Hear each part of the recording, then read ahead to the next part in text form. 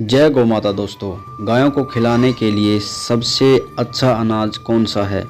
मकई का ऊर्जा मूल्य सबसे अधिक है और यह संभवतः मकई उत्पादक इलाकों में सबसे किफ़ायती अनाज है।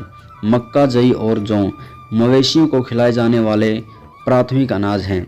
जई, जिसमें उच्च फाइबर सामग्री के कारण कम ऊर्जा मूल्य होता है, संभावित पाचन गड़बड़ी के संबंध में सबसे सुरक्षित अनाज माना जाता है।